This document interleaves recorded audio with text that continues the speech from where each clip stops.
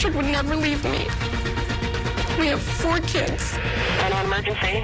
I think I found a dead body. Okay, where are you at? I am at Comstock Trailer Park, and he's sitting in a small green car.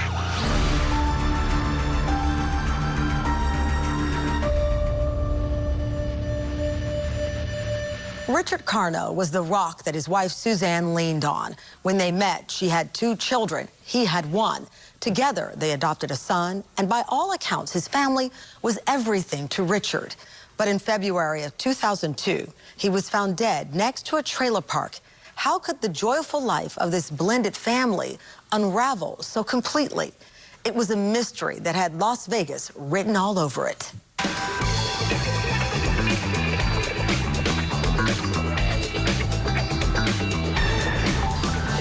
Las Vegas is known as the city of second chances. It's a place where people come to start over again.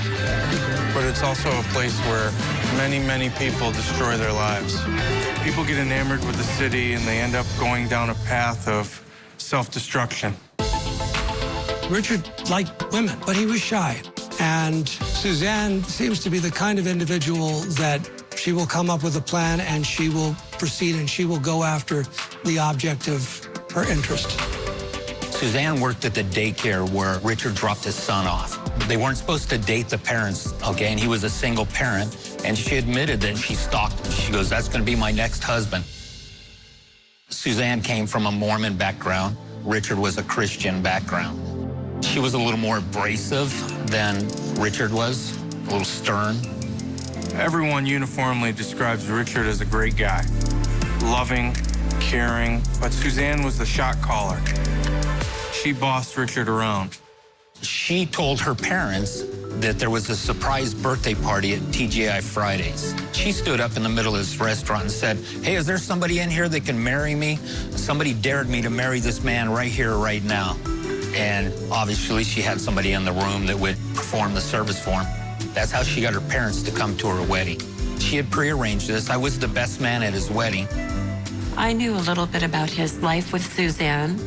We'd see each other here and there around town, and they seemed happy. Both of us worked at Caesar's Palace. I was in facilities. He was outside lighting technician for the hotel. When Richard Carno first went missing, it didn't really make the radar. Okay, you know, there's thousands of people who go missing in Las Vegas every year. They often go missing because of drugs or alcohol, or they're running away from their life. But in this particular case, Richard was a very stable guy, always showed up to work on time. And so when he didn't show up to work that day, everyone knew something was wrong right away. You know, Richard just wasn't the type of guy who would go AWOL at his job. Message Wednesday, January 30th, 6:34 a.m. Richard, we're looking for you. Pretty much everybody is, so give me a call. Later.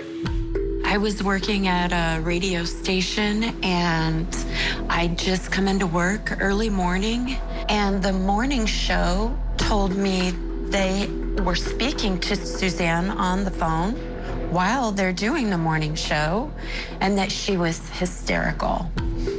So I took the call, and she was out of her mind, saying over and over again, I need these people to bring him back. Just bring him back. At 5:20, his boss called wondering where Rich was. He hadn't shown up for work. In a panic, Suzanne called around. Still, no sign of her husband. Richard always goes to work. If the sun comes up, Richard goes to work. Always. She then searched the route that Rich drives to work every single day. Still nothing.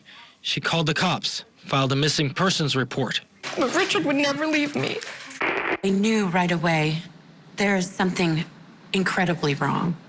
So I called my friend at Crime Stoppers, and I asked him, I just point blank said this was way out of the ordinary.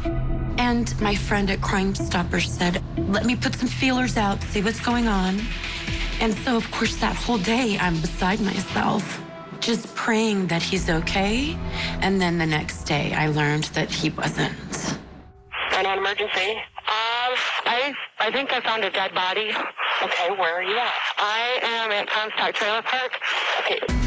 The police get 911 calls, and that is how we ultimately discover the body in this trailer park. A person walking past this car early Thursday morning called police after noticing a man's lifeless body slumped in the passenger seat.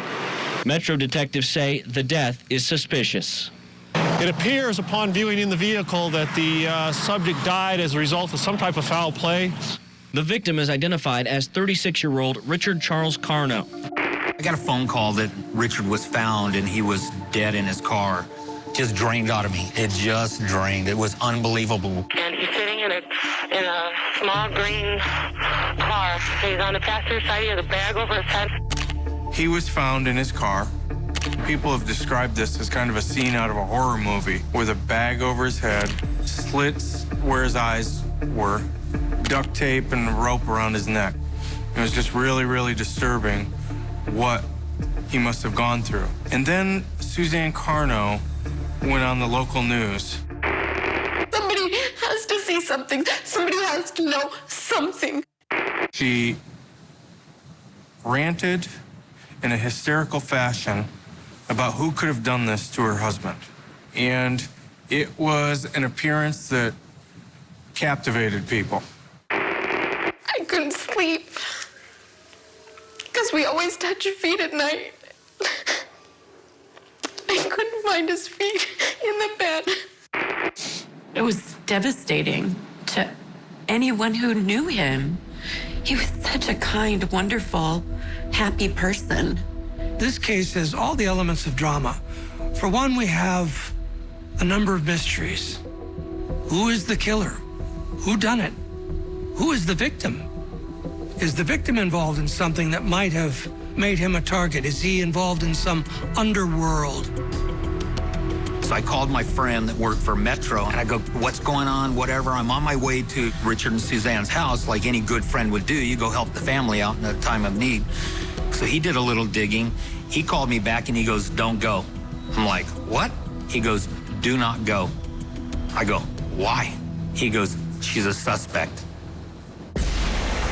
When they processed the bag over Richard Carno's head, there was a fingerprint on that bag.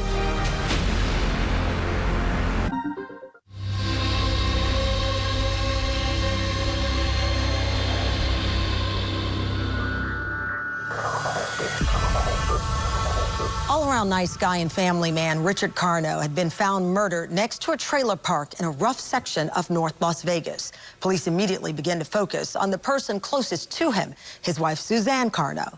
But at this point in the investigation, there are far more questions than answers in Richard's death. At the viewing, they expected 150, maybe 200, and they probably had 500 people there. It was overwhelming, which made me feel good that many people showed up. He had that many friends that cared about him. I walk in to the funeral, and I see Suzanne put her baby on Richard's chest because it was an open casket, and they're snapping pictures with the baby on his chest, and I did not know what to do. I was horrified.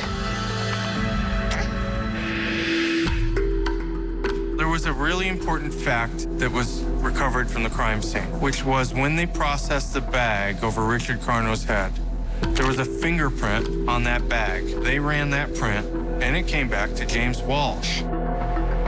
James Walsh lived in the trailer park where the vehicle was found that contained the dead body of Richard Carno.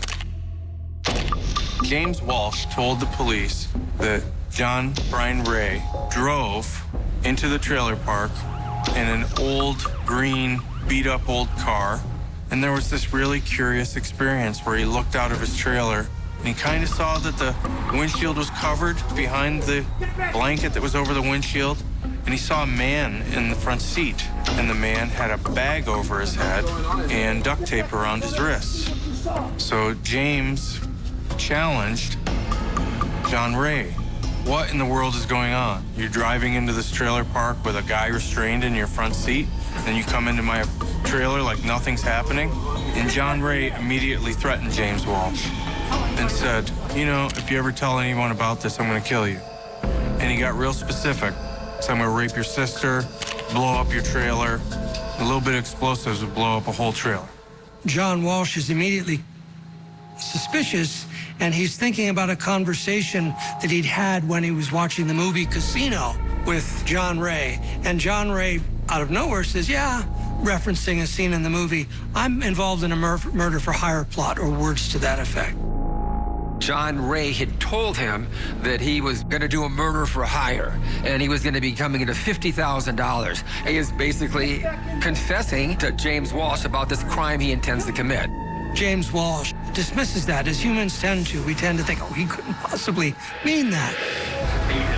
They started to look into this a little bit more and try and figure out who John Ray was. John Brian Ray is a, for lack of a better term, a lowlife. He has a long criminal history, assault, drugs, kind of living a vagabond lifestyle, going from couch to couch and hanging out with people, smoking meth. And there's also one very important fact about John Brian Ray. He's Suzanne Carno's brother. Richard expressed that he did not care for John, Suzanne's brother. They were not buddies whatsoever. He didn't have a liking for him. John Ray was a tough guy, you know, and he wanted to cast that image to others, especially people who were traveling in the circles that he traveled in. You know, it was a badge of honor to be known as a bad guy. A week after Carno was found dead, an arrest was made. Suzanne's brother, John Ray, was taken into custody. Now a new twist in this case. During John Ray's arraignment, prosecutors talked of a possible motive for the murder: money. When you look at what's happening, it's hard to imagine people were just acting individually here. And I'm sure as police investigated, they started to piece all of these things together, and that's where their investigation took them.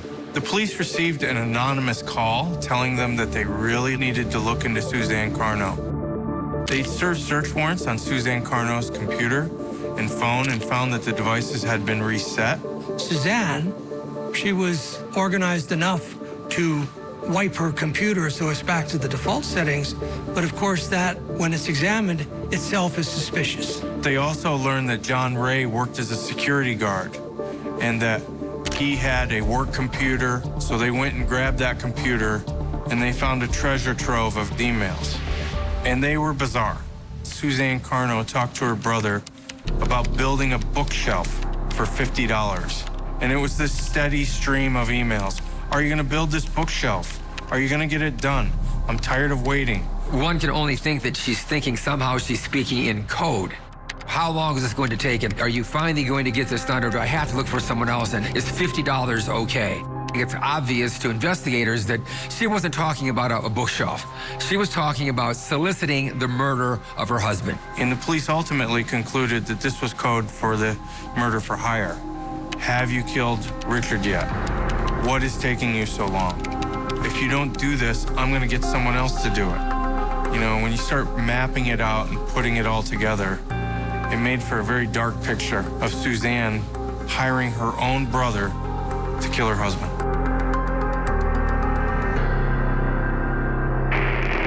Councilor Jackson. Her lawyer won't talk about what's in the indictment, but she will talk about a plea. I'm not guilty. Not guilty. Simple as that. Yeah, she didn't do anything wrong. Suzanne had this all figured out, that if she was the grieving widow, they would stop looking into her. I live less than a mile from the cemetery where he was buried. And I would come home from work, and she would be laying on Richard's grave every day in sympathy or whatever she was looking for, or look at me, you know, I'm the grieving widow. In my opinion, Suzanne was 100% role-playing.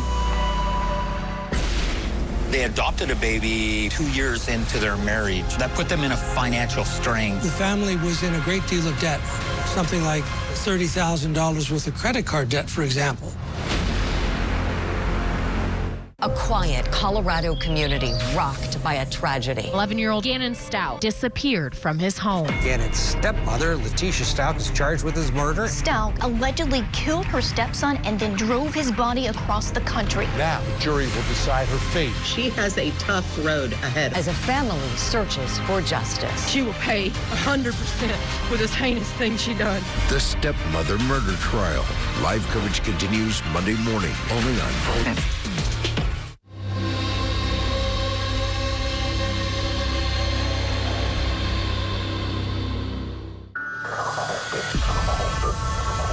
Las Vegas police looking into the death of Richard Carno focused their investigation on digital evidence found on Suzanne Carno and John Ray's computers and phones. Police soon discovered that all was not what it appeared to be in the Carno marriage. Suzanne Carno loved to spend money, and she swiped the credit cards every day, buying stuff that they didn't need, and ultimately racked up tens of thousands of dollars in credit card debt. They adopted a baby probably 2 years into their marriage, baby Jack. That was her goal, was to have another child. She had 2 already, he had 1, so they were a blended family. That put them in a financial strain to adopt this child. The family was in a great deal of debt, something like $30,000 worth of credit card debt, for example. In August, prior to the death in the following January, Suzanne Carno arranged for herself and for her husband to take out $500,000 insurance policies. In any murder for hire case, the question comes up, well, why does this person want this other person killed? And one of the oldest motivations in the world is financial. Richard and Susan's marriage was in trouble. You know, he'd been talking divorce. He was thinking about getting out. In Suzanne Carno's mind, I think she had cooked up what she thought was a bulletproof scheme. Suzanne Carno arranged for herself and for her husband to take out $500,000 insurance policies for the same amount. Obviously, it looks a lot worse if the surviving spouse is the only beneficiary. So I think that was part of the plan.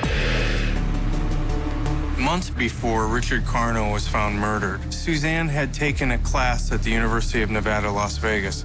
It was a psychology class that focused on near-death experiences. And uniformly, everyone in the class remembered Suzanne Carno. She had blurted out during a class that her husband had been in an ice skating accident. He had been hospitalized, the family had stuck by his side, and that he had ultimately succumbed to these injuries. Everyone was heartbroken over Suzanne's story. Oh my goodness, this poor woman, she lost her husband in an ice skating accident. It's kind of a curious thing why she would do this, and it's almost as though she was auditioning a test run for the murder that was to follow. It backfires because she's not as clever as she thinks, and people remember. Her classmates and the professor from the class are watching the television news. Lo and behold, there's Suzanne Carno talking about the murder of her husband. Things weren't adding up. Why would they do that to our family? We don't do anything. We don't drink. We don't go out. We drive little cars. We don't drive expensive cars. We don't have expensive things. And why would they do that to my family? Why my husband? Ultimately, a classmate of Suzanne's and the professor called the authorities and reported that, hey, this woman who's talking about her husband being murdered had just months earlier talked about her husband dying under completely different circumstances, and it's highly suspicious, and you need to look into Suzanne because none of this makes any sense.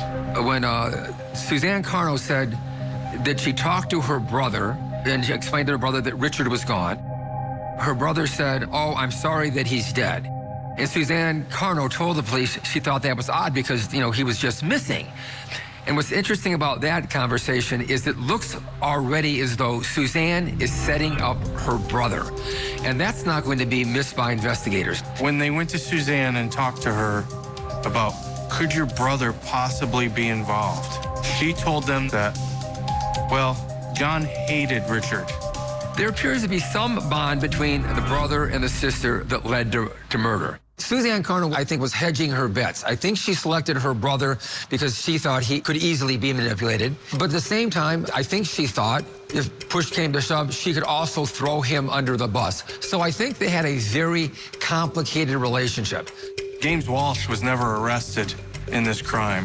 The police did not believe that he committed this homicide. Ultimately, it was Suzanne Carno and John Ray who were responsible for this. I think when the prosecution was looking at this case, I think they decided the brother and sister were the two most likely suspects. And I think the case was a lot stronger if James Walsh was a witness rather than a defendant. You had a upstanding citizen who was abducted and murdered in a very cruel fashion. You had a brother killing a man on behalf of his sister. And then, ultimately, what sent this case into the stratosphere was Suzanne's behavior. It was just so strange and so weird and so over the top that people were like, what is this? Who is this woman? Why is she always on TV and acting so frantically? And then to find out that she was up to her ears in this crime, and it drew a lot of attention to the case. Residents of that community saw Richard. He'd managed somehow to break out of his captivity and flee, and there was a brief, fleeting moment where he could have been saved. He was saying, "Let me go." That was all I heard. Love watching free TV? Yes! There's a world of premium programming available right at your fingertips. All you need to do is rescan your television using a digital antenna. Then enjoy a lineup of 24-hour news and entertainment channels. I'm kind of loving this. To learn how to rescan your TV, visit thefreetvproject.com. ProClean.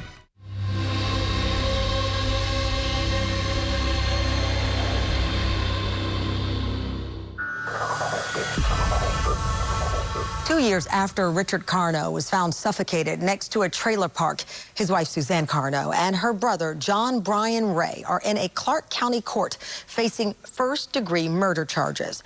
Prosecutors are trying the brother and sister together. They paint Suzanne as the mastermind of a plot to collect a $500,000 life insurance policy on her husband. A guilty verdict could result in the death penalty for both siblings.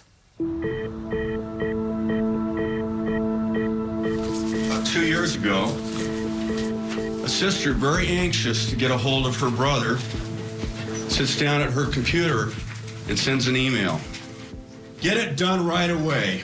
I'm going nuts waiting. If you're not going to do it, just tell me and I will either do it myself or find someone who will.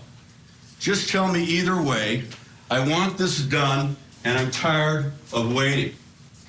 A few weeks after that email was sent, the body of Richard Carno was found in his vehicle at a location by a trailer court in Las Vegas. John Ray sat in the courtroom and he was very emotionless. I think he had a troubled childhood from what I know. Growing up, I think he was into drugs and alcohol from what Richard had told me. So he had a troubled youth, and I don't think he ever grew out of that. So Suzanne sat in the courtroom. In my opinion, she was very unaffected by this. I believe she thought she was going to be found not guilty. As the fact finders here, what we're going to be asking you to do, ladies and gentlemen, is to find the truth of this case. And the truth of this case that will win out over the deceit here is verdicts of guilt of murder of the first degree against John Brian Ray and Suzanne Carno. And that will bring justice in this case for the victim, Richard Carno. Thank you. John and Suzanne were tried together. So ultimately you had a brother and sister pitted against one another. They got down to blaming each other for this crime, that possibly Suzanne did it on her own with the help of James Walsh. Or maybe John did it and Suzanne didn't have anything to do with it. To put it simply, the evidence will show you that Suzanne Carno cooked up a scheme to kill her husband, to get rid of this man that she didn't love and that she thought was boring, to solve her financial problems, to line her pockets with cash. And when John Bryan wouldn't do it, she found someone else who would. And that individual, James Walsh, when confronted by police, were very quick to blame John Brian Ray. The whole dynamics of the trial are quite fascinating, and it brings to mind something of a prisoner's dilemma situation. The brother and sister did not align their defenses. And in fact, they were actually making accusations against each other. And then for good measure, they decided to throw James Walsh into the mix. Growing up, there was a show that came on once a year called The Wizard of Oz. Remember that show? And the wizard was a fake and a fraud, and he was behind the curtain. And he would say, pay no attention to the man behind the curtain. James Walsh is going to come in here and sit right here behind this curtain. I beg you, pay attention to the man behind the curtain. The man whose there's one set of fingerprints on the bag. They're not John Brian Ray's fingerprints. They're not Suzanne's fingerprints. They belong to James Walsh. The only just verdict in this case will be not guilty on behalf of Miss Carno. And an emergency? I think I found a dead body. Okay, where are you at? I am at Comstock Trailer Park. Okay, just a second. Take a deep breath. I know, I feel like I'm going to throw up. Okay, what is your name? Kim Eccles. James Walsh was a seller of methamphetamine, was he not? Yes. And it was also James that first noticed that there was a body in that car, correct? Yes. Okay. When we were walking up to the store, there was a car lot, a makeshift car lot there, and we were looking at the cars on the way through, and there was a car parked on the side of the road in front of the lot, and that's when James said there was a body in the car. What did you see?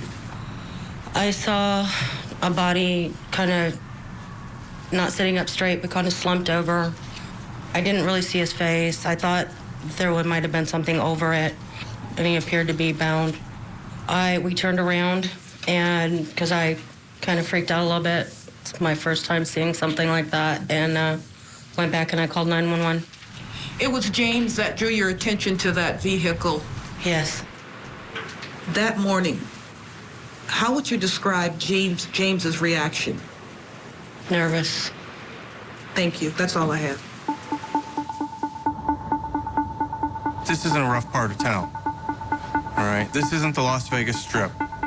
This is the other side of Las Vegas. It's a very tough neighborhood, and it is a place where people don't necessarily always call the cops when they see something suspicious happening. Now, let me direct your attention to about 5 o'clock in the evening, January the 30th of 2002. Did you have occasion to see someone running past your trailer? Yes. Tall, white male running towards the exit. Okay. Did you notice anything unusual about the tall white man who was running? Yes, he was scared. Did he have anything on him that caused you to take note or make note of it? Yes, the duct tape. Okay. Where did you see duct tape? Around his wrists and ankles. Did you see a second individual? Yes. And what is that second individual doing when you first see him? Escorting him, back to James' house. There were several witnesses at the Comstock Trailer Park who reported after the fact seeing a very disturbing sight, which was a man bound at the wrists, running through the trailer park, almost as if he was running for his life. What's so amazing about this is that no one called the police.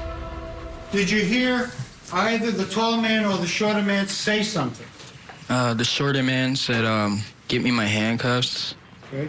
Did you mention to the police that you heard someone say, give me the handcuffs? I don't think so. Okay. Is there a reason that you didn't tell the police about the handcuffs? Yes. or about the car? Yes. What's the reason? So I was afraid.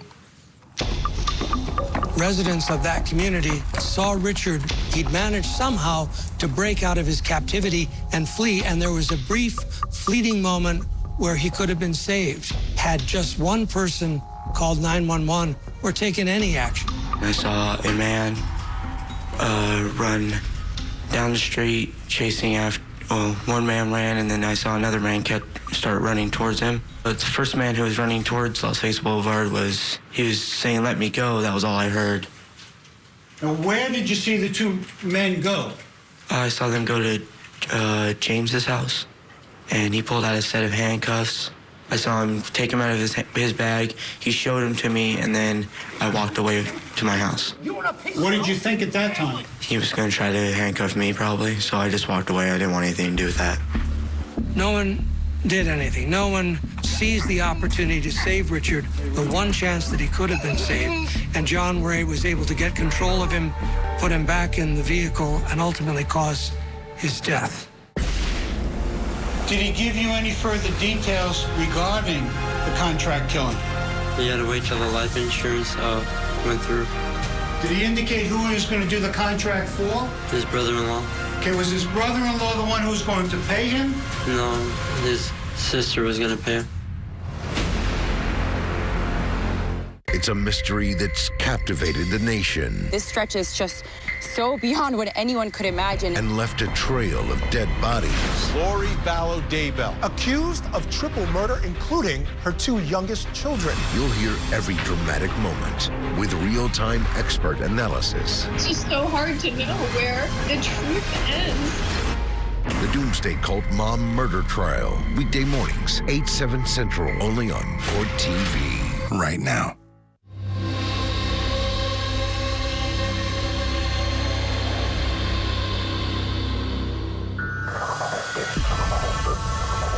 The murder trial of Suzanne Carno and her brother John Ray for the killing of Richard Carno exposed Suzanne as the mastermind of the scheme to collect on the insurance policy.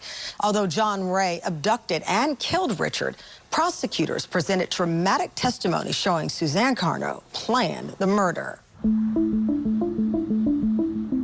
Please state your name and spell your last name for the record.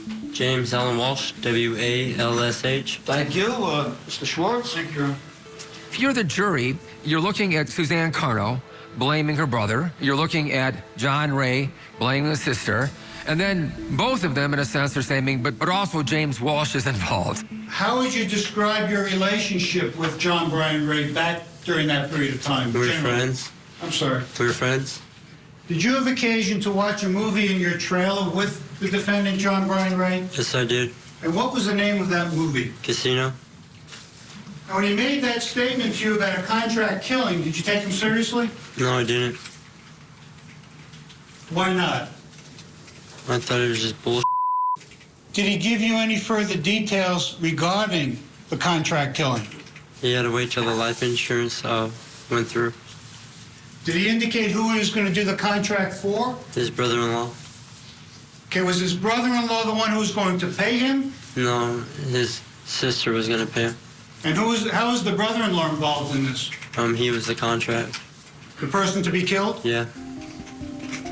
John Ray was cast by James Walsh as an intimidating, threatening, dangerous person who had kidnapped a person, brought him to his trailer, and left him sitting in there to suffer, and then later finished the job.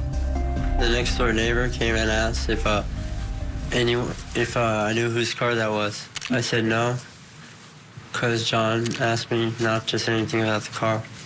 Well, he got out and he went to my house, and then there was a blanket put over the windshield. Get back in there! Does there come a time when you see something inside the car that causes you some concern? Yeah, I saw something that is shaped like someone underneath a blanket in the car. Did it appear to be the shape of a person? Yes, it did.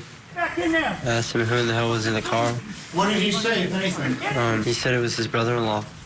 I told him I was pissed about that, bringing that to my house. And then you stated that he made some threats concerning your sister? Yes, he did. After abducting Richard, according to Suzanne's plan, John Ray, who as an offender in behavioral analysis terms is disorganized, goes to a familiar place. He goes to a trailer park where he stays with James Walsh. Did John Brian Ray ask you to hand him his handcuffs? Yes. And you did, didn't you? Yes, I did. Now, other people saw that, but you didn't see anybody, another man that was being restrained. No, he was standing in front of my window. He opened the curtain, said, pass him in handcuffs. I grabbed him, threw him out the window. You have any problems with your vision, Mr. Walsh? No, I don't, but I can't see through a dark green curtain. Can you see me now? Yeah, but you're not past the dark green. Can you see me now? Yes, but you're not behind a dark green curtain, are you?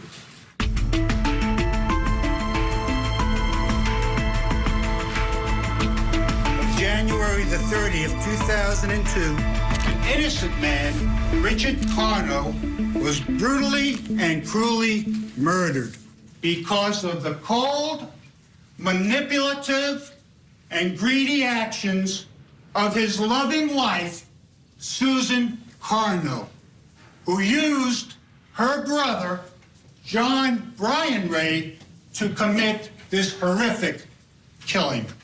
And the state is confident they will return verdicts finding the defendants, both defendants, guilty of first-degree murder with use of a deadly weapon, guilty of first-degree kidnapping with use of a deadly weapon, guilty of robbery with use of a deadly weapon, and guilty of conspiracy to commit murder for the truly senseless and cruel killing of a good man. I'm sure you have learned by now the old adage that we don't get to pick our relatives. We do, however, get to pick our spouses. And you may not like her. You may find her odd. You may find her offensive. You may find her vulgar. You may find her to be the biggest liar in town. You may find her to be outrageous. Suzanne Carno did not plot to kill her husband. She did not hire, entice, and vehicle, encourage her brother to do anything. At trial, you want to give the impression that you possibly could be somebody who committed some horrible crime. But clearly, we know this fell short because her own attorney, in closing arguments, said about her that she may be odd, she may be offensive, she may be the biggest liar you know, but it doesn't mean she committed murder. Now, what this means is that the defense attorney was started in a deep hole. If the defense attorney is saying those things about her own client, you know that Suzanne Carno was not making a good impression in the courtroom. We don't know beyond a reasonable doubt who killed him, who's responsible for that killing. Ladies and gentlemen, John Ray is no killer. He's kind of a joke. Someone had to close this deal. It wasn't John Ray. Responsibility, in this case, ladies and gentlemen, it's like sunshine here in the state of Nevada. Plenty of it to go around. Mr. Foreperson, would you please read the verdicts aloud? We, the jury, find the defendant John Brian Ray. TV.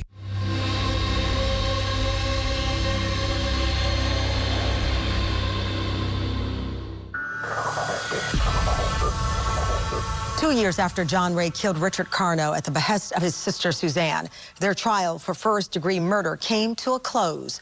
The prosecution had presented powerful evidence that Suzanne orchestrated the murder to collect on her husband's life insurance policy. Their fate was now in the hands of the jury. All right, ladies and gentlemen, the case is now submitted to you, and our bailiff Hank will be in charge of your deliberation. Let's talk about the outcome of the case. There wasn't the Perry Mason moment where on the witness stand, Suzanne breaks down and confesses, I did it. That seldom happens in real life. The government must prove guilt beyond a reasonable doubt. And reasonable doubt can be created if there's another potential perpetrator. And any defense lawyer is going to say, ladies and gentlemen of the jury, Suzanne's the grieving widow. It's this drug-addicted brother-in-law. Look at him, because the defense attorney is trying to create just a little bit of doubt, a little bit of uncertainty. Maybe maybe it was just a bookcase. There was, after all, a bookcase that John Ray was supposed to build for.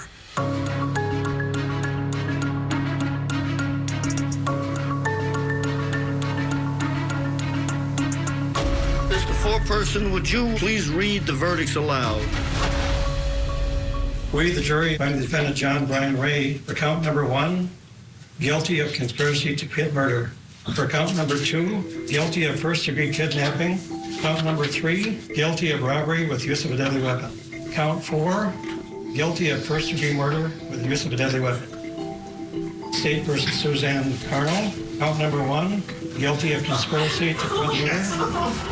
When the verdict came down and they were found guilty of murder, John Ray was his usual stoic self, did not blink an eye, showed no emotion. Suzanne was the exact opposite. Incredulous, can't believe this injustice had happened. Deny, deny, deny, until she faced the possibility of being executed. The prosecution brought the family into a conference room and told us they are taking a deal, and so the death penalty is off the table. Of course, everybody's upset. I'm not a believer in the death penalty, but when it happens this close, you give it a thought. Stand up, Miss Carno. Again, what is your true name? Suzanne Carno. Stand up, Mr. Ray. Again, what is your true name? John Brian Ray. And you understand the sentencing agreement? Yes. You signed this sentencing agreement? Yes, sir. In exchange for the state's recommendation, they're going to recommend life with the possibility of parole. That means you'll get life with the possibility of parole after 20 years, plus an equal and consecutive life with the possibility of parole after 20 years, which equals 40 years. You understand that? I'm satisfied that the sentencing agreement is freely and voluntarily entered. I'm going to file it now, right? Suzanne did admit that she was involved in this, a key participant. She was the person that got it going, and that if the state would not pursue the death penalty, she would abandon all appeals and accept her guilt. The fact that they were found guilty was just such relief for the family, all of us.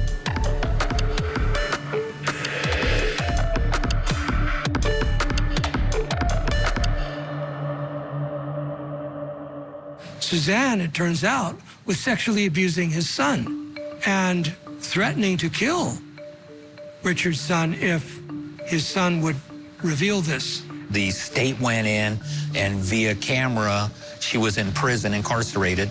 They did a plea deal. She copped to 6 or 7 counts of child molestation versus the 21 or 22 that she was eligible for. We can't know for sure whether Suzanne targeted Richard from the beginning, but by all accounts, it appears as though that was the case. I simply Googled Suzanne Carno. This is what I found, a personal ad, and the website is jailhousebabes.com. Can you look beyond my lean, 5'7" 140-pound body, lightly bronzed by summer's light? Beyond my naturally curly chestnut locks that delicately drape over my shoulders. If you look, you will see I'm an energetic woman who is intelligent, artistic, witty, and charming. Please see me if you dare. I would say if you see this ad, run, because there is something in her that needs to not just get attention, but then cause destruction, in my opinion. Richard Carno, he was a great guy. He turned out to be a great father. He would come over to my house on the weekends, and we'd do daddy-father stuff together with the kids, and his heart was in it. He loved his child. He was my friend. You know, we may have been divorced, but Richard was my friend, and he was taken away too soon.